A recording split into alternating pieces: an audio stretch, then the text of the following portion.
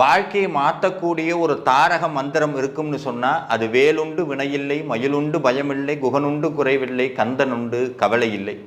இந்த வாழ்க்கையில் ஏற்படக்கூடிய அத்தனை துன்பங்களையும் களைந்து 12 கையால் ஒரு பக்தனை அள்ளி அணைத்து முத்தமிட்டு வான்னு சொல்லி கட்டி அணைக்கக்கூடிய ஒரு கடவுள் இந்த உலகத்தில் இருப்பார்னு சொன்னால் அது அனுதினமும் நம்மை காக்கக்கூடிய திருச்செந்தூர் ஆண்டவன் மட்டும்தான்.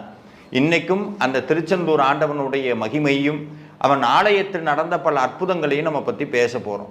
இதை பார்க்குறதுக்கு முன்னாடி உங்கள் எல்லாத்துக்கும் ஒரு சந்தேகம் வரும். சார், நீங்கள் எல்லா வீடியோலையும் தலையெழுத்து மாறும்னு சொல்கிறீங்க, திருச்செந்தூர் போகணுன்னு சொல்கிறீங்க.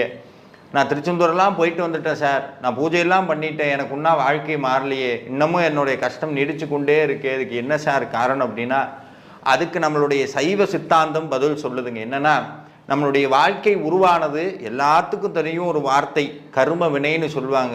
அதாவது வள்ளுவர் சொல்கிறார், ஊழின் பெருவலி